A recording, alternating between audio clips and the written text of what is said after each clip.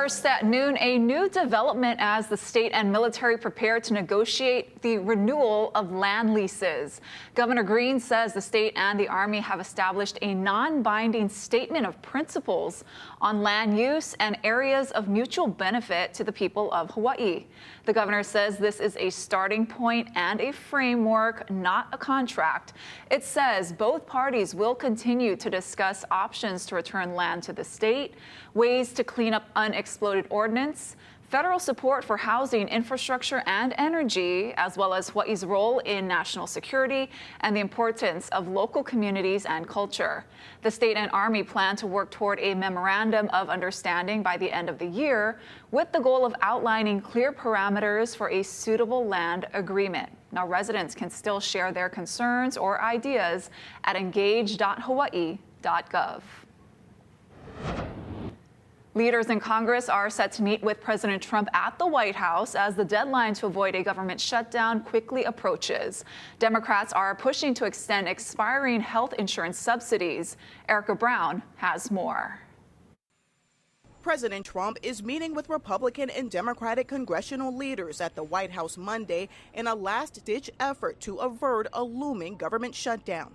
Democrats are pushing to extend Affordable Care Act subsidies set to expire at the end of this year and roll back cuts to Medicaid. We'll find a bipartisan path forward to meet the needs of the American people, starting with health care and lowering the high cost of living, because we're in a health care crisis right now. Republicans want to pass a short-term spending bill that would fund the government until mid-November, negotiating demands from Democrats at a later time. Hopefully there'll be some steps taken that can address the concerns that Democrats have, but you can't do this by Tuesday. If Congress doesn't get something to President Trump to sign by Tuesday night, the government faces a temporary shutdown. Thousands of federal workers could be furloughed and non-essential services would be disrupted. The president wants to keep the government open. He wants to keep the government funded. The president is giving Democrats one last chance to be reasonable today. President Trump has repeatedly blamed Democrats for the stalemate, warning a shutdown is likely. Well, we're going to see, but the radical left Democrats want to shut it down. I mean, it's up to them. The White House has also raised the stakes, threatening mass firings at federal agencies if no deal is reached to keep the government open. Erica Brown, CBS News, the White House. Here at home, Honolulu police are searching for 3 men in connection to a crime spree on Oahu. It involved an armed robbery, a stolen ATM machine, and a stolen van destroyed by flames. Police say just after 3:30 Sunday morning, a gas station worker on Kauka Boulevard in Waipio reported that the suspects held him at gunpoint and stole the store's ATM. The suspects fled in a white van that police discovered had been reported stolen the day before. Police were then called to Mililani, where they found the van engulfed in flames and the ATM in nearby bushes. Now, the masked suspects were reported to have fled in a gray sedan and a black sedan. If you have any information, call 911 or Honolulu Crime Stoppers at the number on your screen. And on Kauai, a 36-year-old woman was arrested after a fatal hit-and-run crash in Honolulu on Friday night. It happened at around 9:15 p.m. near the 7-Eleven in Honolulu. Officers found a man lying on the side of Kuhio Highway and determined he was hit by a vehicle which fled the scene. The victim was airlifted to Queens Medical Center on Oahu in critical condition, where he died on Sunday. He has been identified as 42-year-old Alfred Lopez of Honolulu. The driver, Tiffany Jeffries, also of Honolulu, was later identified, arrested, and released pending investigation. Anyone with information on the case is asked to call Kauai Crime Stoppers at the number on your screen. And also new at noon, Hawaii Island police have opened an investigation after a Konawaina high school student allegedly threatened to shoot 3 fellow students on campus. Officers responded to the school in Kealakekua yesterday at around 5:30 p.m. after a school administrator got an email from another student warning of the alleged threat, which occurred during school hours on Friday. Police arrested a 14-year-old Ocean View girl for first-degree terroristic threatening last night. She was released to her parents pending investigation. Now, anyone with information is asked to call the investigating detective at the number on your screen. We're learning more about yesterday's deadly shooting at a Mormon church in Michigan, where law enforcement officers say a gunman killed 4 and injured 8 more before lighting the church on fire. Lana Zach has the latest.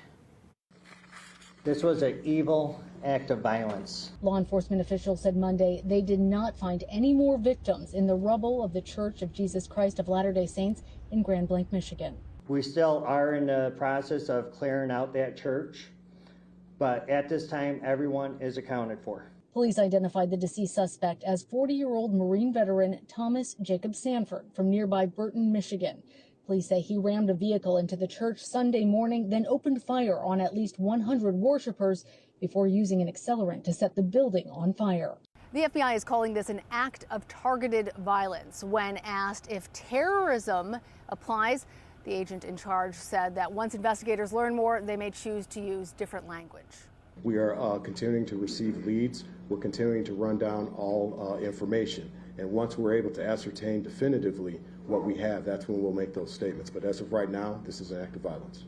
Once I saw the gun and hear him start shooting, it was just a lot of fear.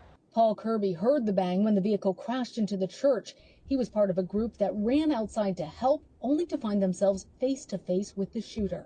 As I was running, with how close he was getting to me with his shooting, I was just standing there or running, expecting to get a bullet in the back of my just legs or in my back or something. Kirby says the community is checking on each other, making sure everyone is okay. Lana Zach, CBS News, Grand Blanc, Michigan. And another mass shooting over the weekend in Southport, North Carolina, Saturday night. Police say a man pulled up to a dock on a boat with an assault rifle and opened fire on diners at a waterfront pub. 3 people were killed, 5 were injured in what's being described as a highly premeditated attack. Officers arrested 40-year-old Nigel Edge. Records show he was a decorated Marine combat veteran and Purple Heart recipient and may have suffered from PTSD. He did not enter a plea in court today and is being held without bond. On Maui, Paia Elementary School is closed for another day today as the cleanup continues following last week's brush fire. The school says soot is impacting the campus. A neighboring landowner is watering the property line to help reduce airborne dust, and windows are being sealed off to minimize further exposure. Meanwhile, Maui police are looking for the suspect who is believed to have set that fire in Paia. It started Tuesday afternoon and burned about 380 acres. The blaze has since been fully contained and no damage or injuries were reported. Investigators believe the fire was intentionally set because of 2 separate ignition points 300 feet away from each other.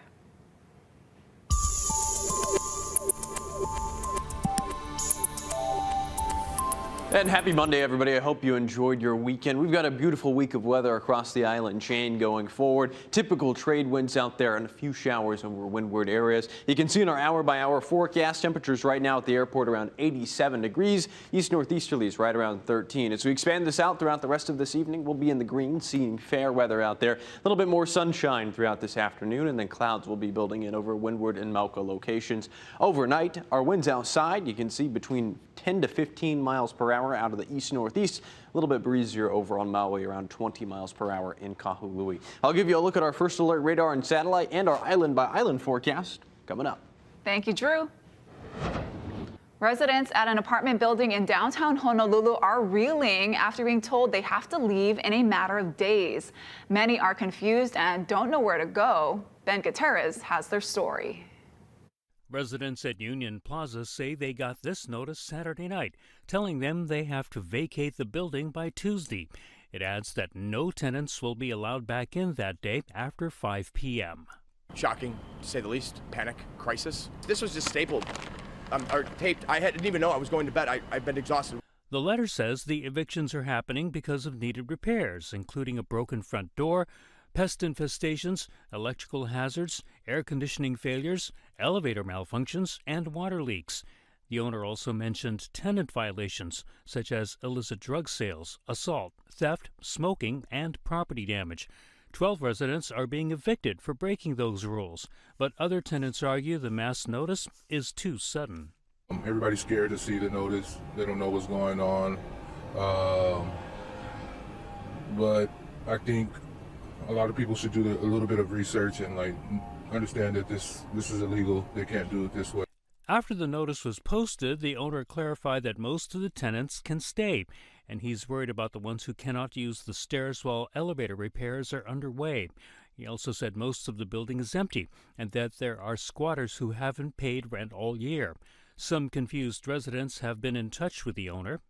He's just prepping everybody as far as he's saying that everybody should have received a letter.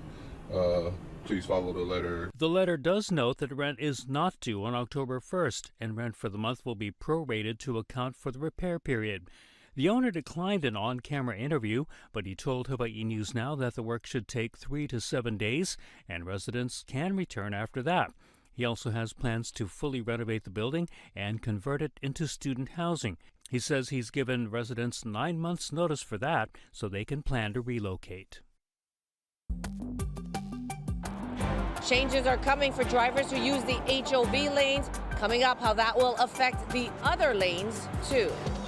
Also ahead on This Is Now, there's a free community event this weekend to highlight how diet and nutrition can support one's cancer recovery. Casey Lund has the details in 2 minutes.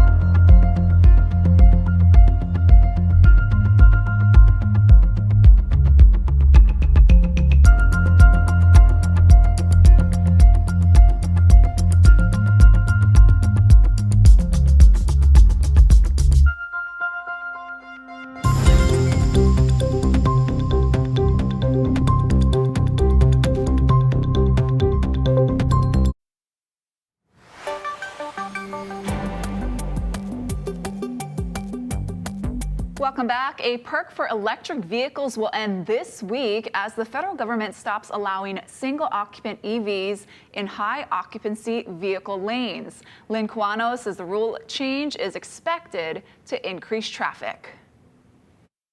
There are more than 26,000 EVs on Oahu. Many of those will now be added to the already congested regular lane. The morning commute will be impacted the most by the change because there are more high occupancy vehicle options during that time, including the zipper lane. Oahu has 28.2 total miles of HOV designated pavement. Since 2005, electric vehicles have been allowed in regardless of the number of passengers. But that ends Tuesday. That federal law that allows it sunsets at the end of September. Once that goes away, if I still allow it, I got to pay the federal government back for the system that we have. So it's got to go away. Starting Wednesday, DOT warns the restriction kicks in and will cause more gridlock in areas with HOV lanes. I think our system is so hyper wound up that like you put pressure on one part of the system and it just creates traffic everywhere else.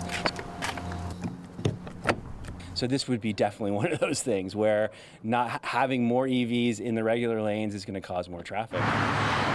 Some have called for HOV lanes to be removed outright so everyone can use it, but that would be a costly move.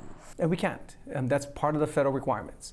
So if we get rid of the HOV lanes or we change the HOV mix that doesn't follow federal law, there's a potential we lose funding, or we got to pay back some of the funding that we used on the system that we had before. And how much money are we talking about? Oh, so every year we get about $224 million from the federal government. It's a big amount of money. I think HOV lanes have a clear public purpose, and we should try to be promoting people to use those HOV lanes in the ways we want people to commute.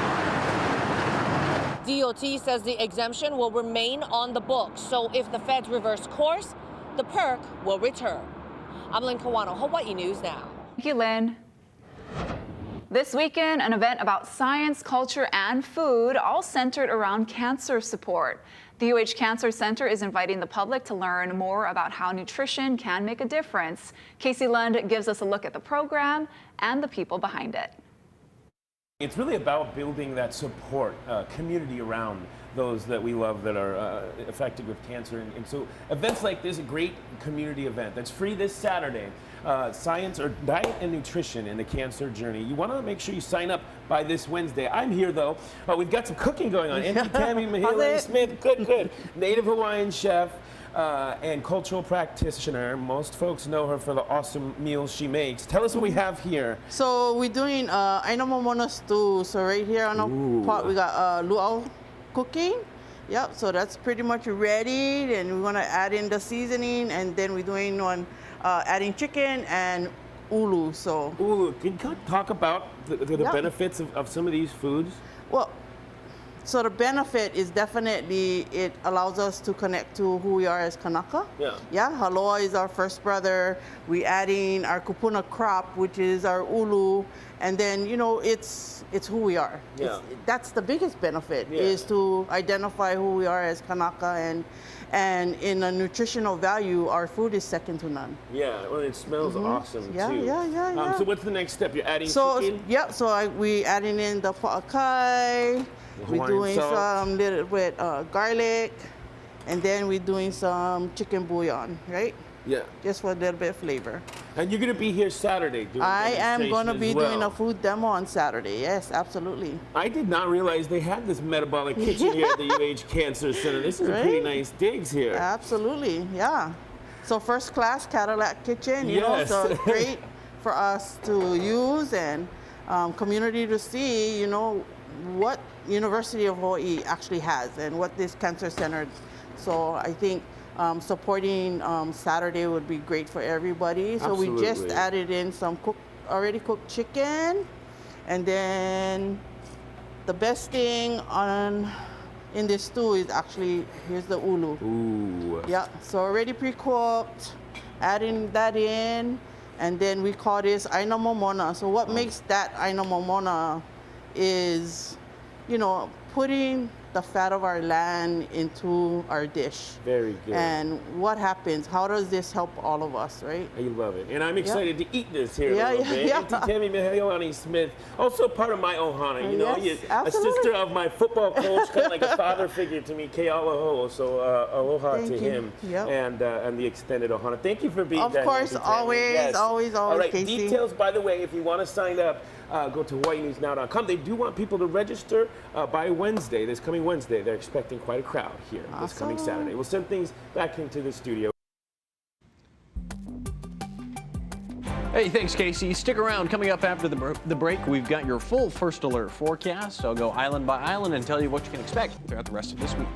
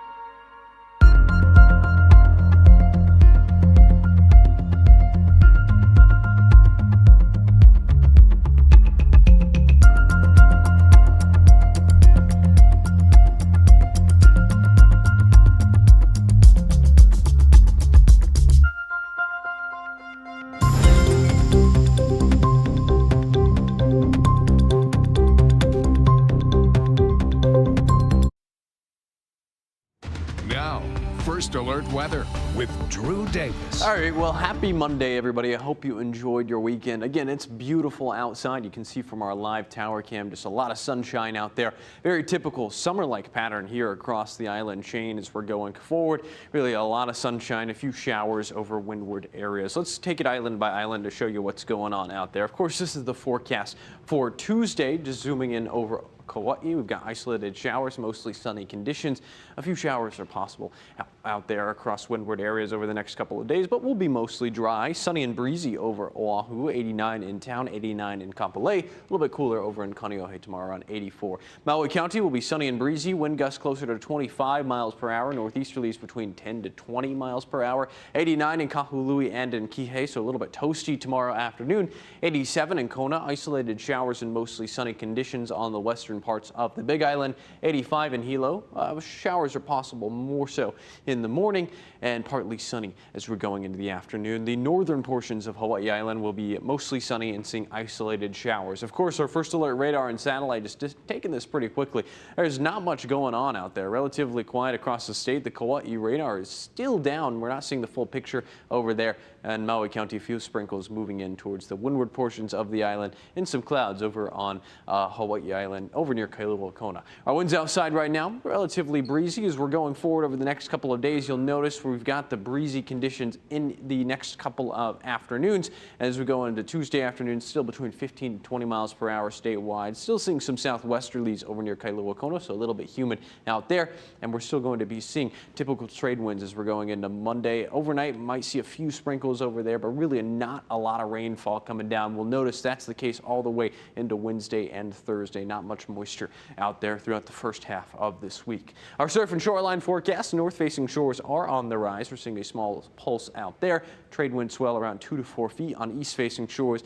And it's a sign that the seasons are changing slightly. We're starting to see a few more northwest swells moving in. Here's one that's going to be arriving as we're going into Wednesday, and another one as we're going into the weekend. Winter's almost here. We'll likely start seeing some large surf over the next couple of months on north and west facing shores. Our 7-day forecast Wednesday, a few showers out there, a little bit more variable winds, but we've got breezy trades throughout Monday and Tuesday. Trades are expected to build back in as we go into the weekend.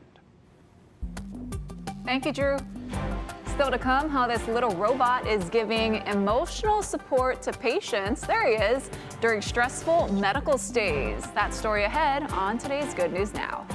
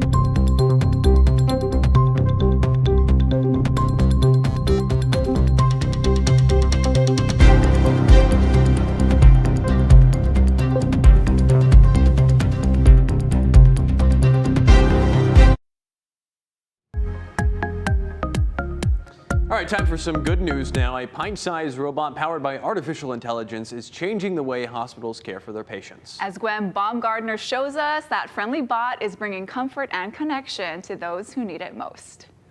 And then you can come back and see Julia. She may look like a toy, but this 4-foot AI robot was built for more than fun. Robin roams the halls of hospitals, programmed to act like a little girl. I am the Chief Happiness Officer. Not just to entertain, but to connect. We're all done, Robin. Giving emotional support to patients young and old during stressful medical stays. And they are experiencing different type of medical procedures, and a lot of them are painful. So Robin is a companion that stays with them. Good job, Scarlett. Robin is now a familiar face in 30 healthcare facilities across California, Indiana, Massachusetts, and New York. You can tell that the patients, when she, enters the room, they light up because they know it's their turn. And sometimes she does more than talk, turning a hospital room into a dance floor. Her grader says the goal is simple, fostering friendly connection when it's needed most. Nurses and medical staff are really overworked under a lot of pressure. And unfortunately, a lot of times they don't have capacity to provide that engagement and connection to patients. Robin's still learning, but designers hope she'll soon take vital signs or run simple tests. For now, she's proving a robot can deliver something medicine alone can't. Bye. A reason to smile. Gwen Baumgartner, CBS News, Los Angeles. And we want to leave you with this live look at Kilauea. You can see some little lava bubbling right there as we await episode 34 of the eruption. 34. It could happen today or tomorrow. It's pretty cool. We'll have your first alert VOG forecast if we do have an eruption. More news coming up at 4 p.m.